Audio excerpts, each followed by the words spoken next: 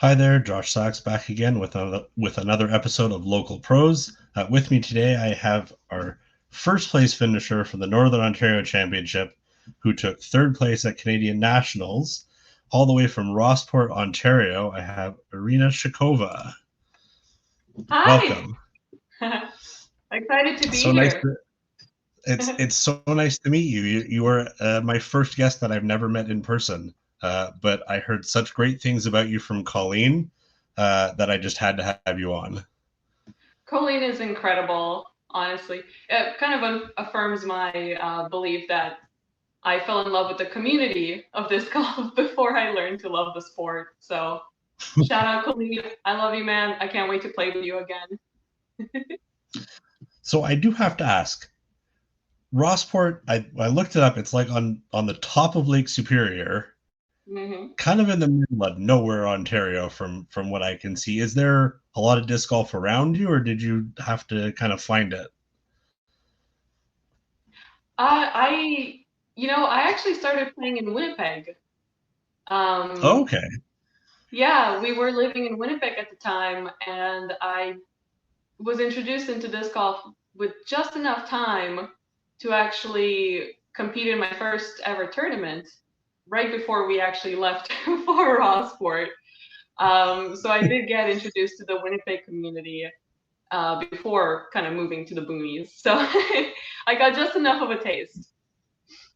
And I was gonna say, I love how we referred to you as the local for nationals because you're only 3 hours from Thunder Bay as opposed to everyone else.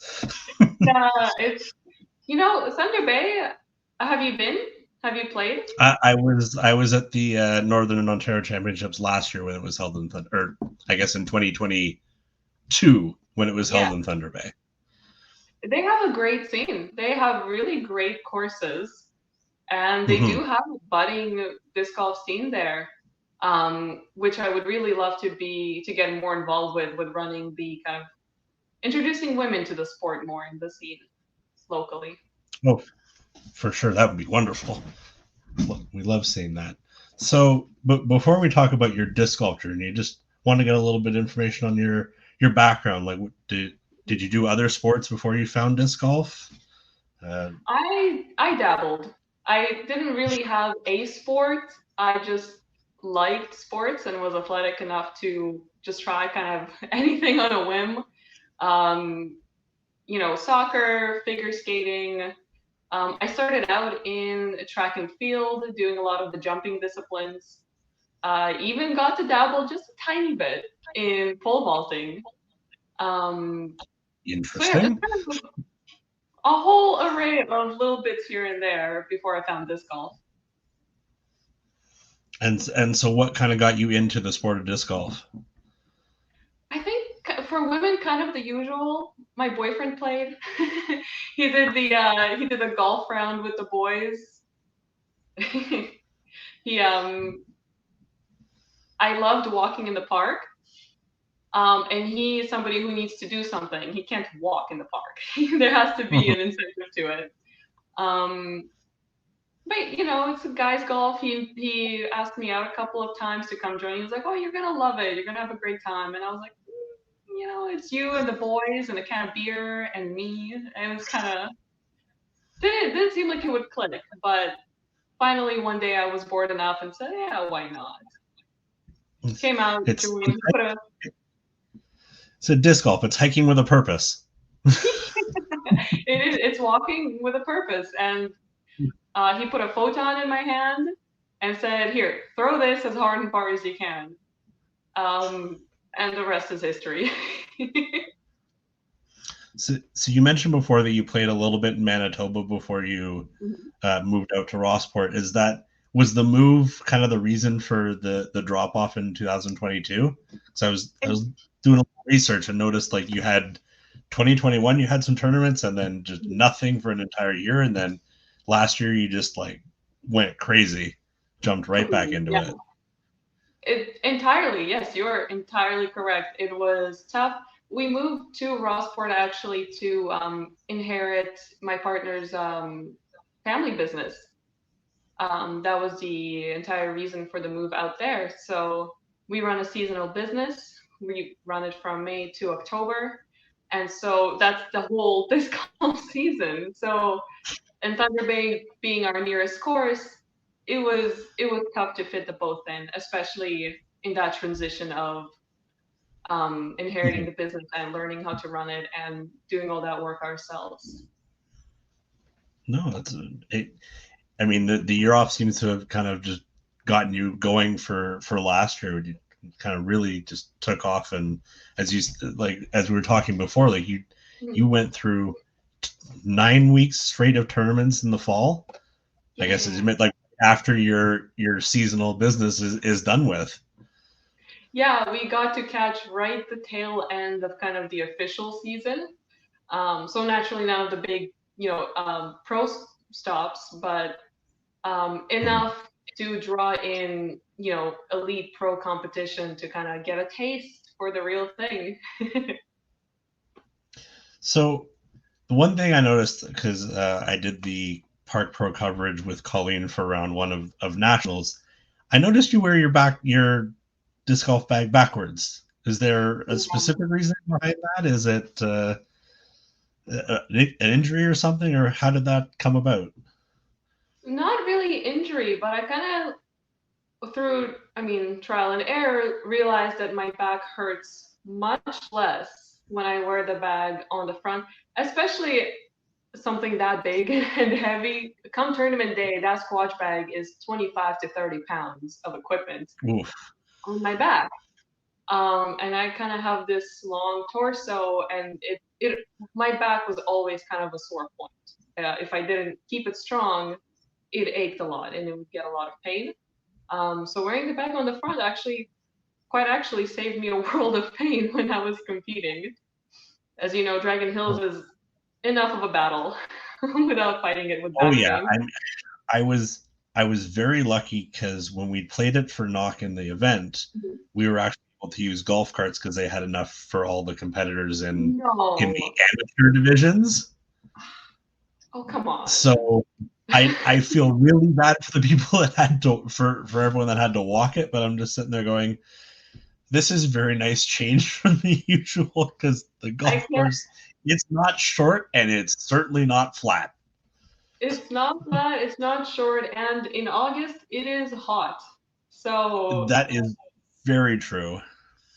so I mean, one day I'll get to compete with a golf cart.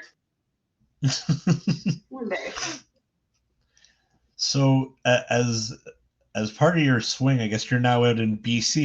Mhm. I don't think it's. I didn't see it was official when I looked this morning, but I think you just won an event out in BC this past weekend. Yes, I did. I'm not very great at remembering to take photos to make a post, which is why I haven't said anything about it yet. But yes, it was a duck golf series in BC. And I believe it was the number 5 event of the whole series, and it happened at Robert Burnaby Park. Um, yeah, the tournament was put on by Chance Stad, who I actually met in South Florida because we both played the tournament together. He was one of the,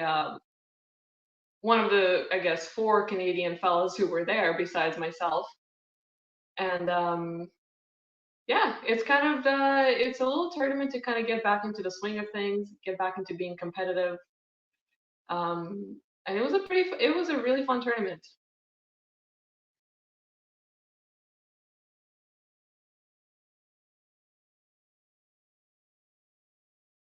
I'm not sure if I still have you there, Josh. You kind of dropped off the screen.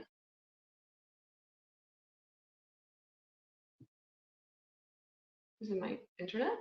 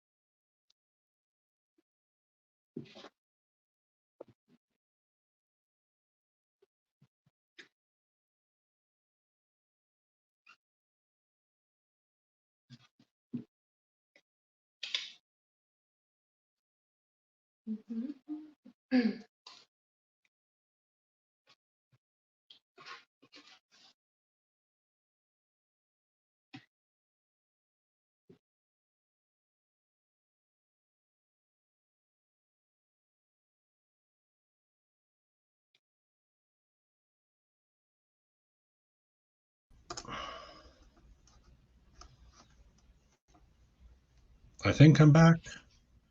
Welcome back, Josh. Oh, sorry about that. I've got everything through a USB dongle. It seems the dongle decided to remove itself from being in my computer. That's all right. I was worried for a moment that it was my Wi-Fi connection or something. Definitely me. I'm going to assume I got all of that because it says it was still recording, and it shows that Yeah, I'm still recording now.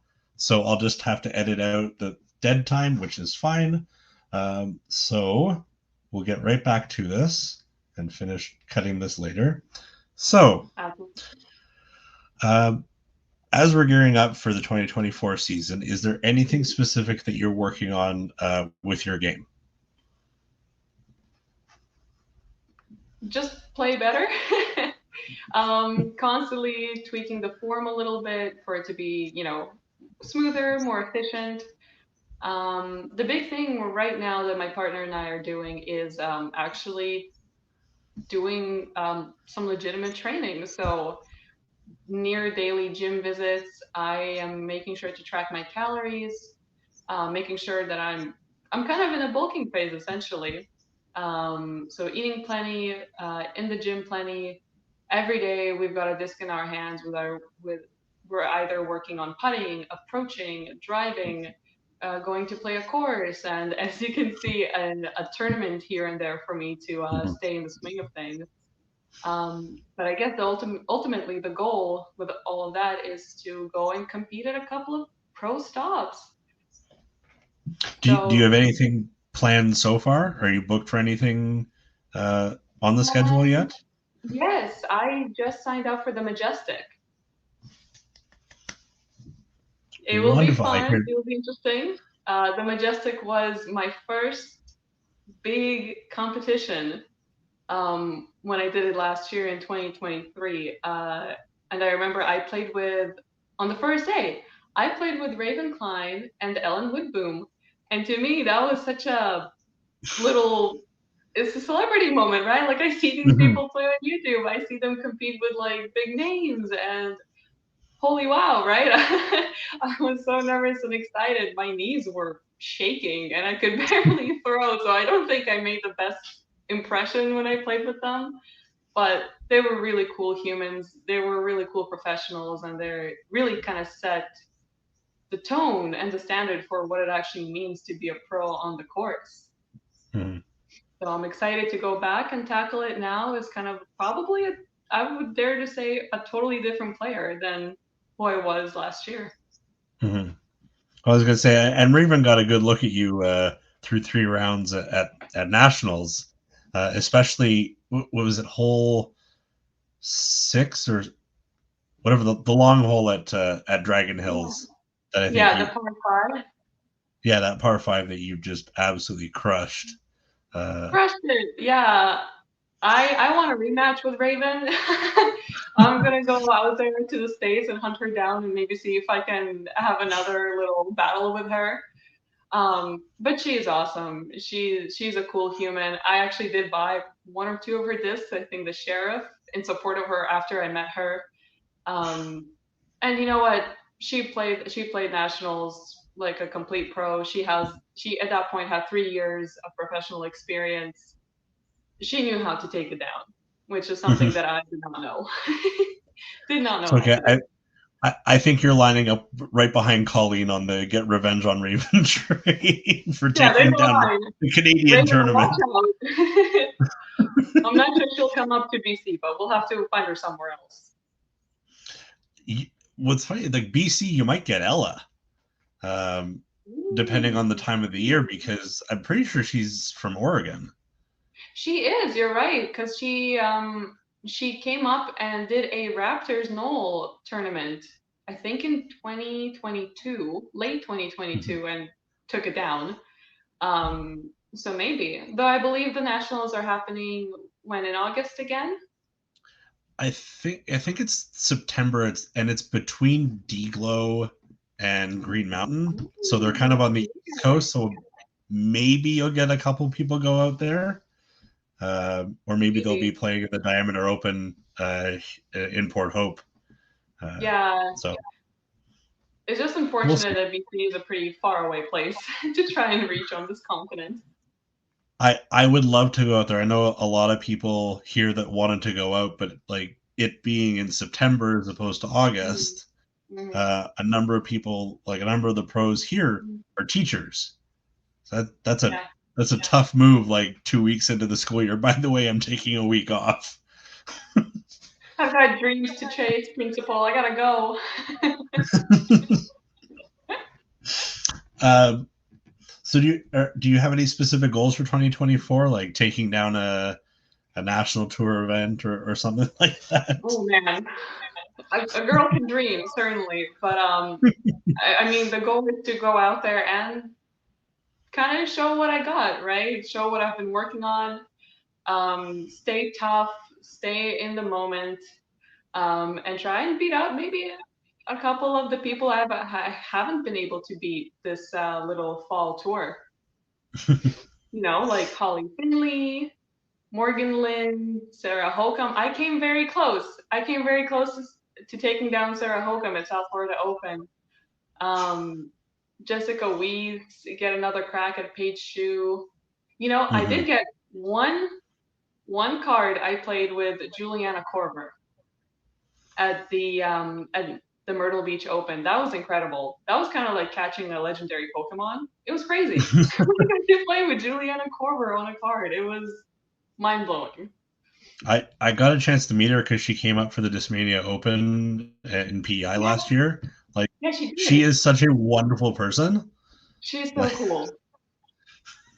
She's so cool. It was again.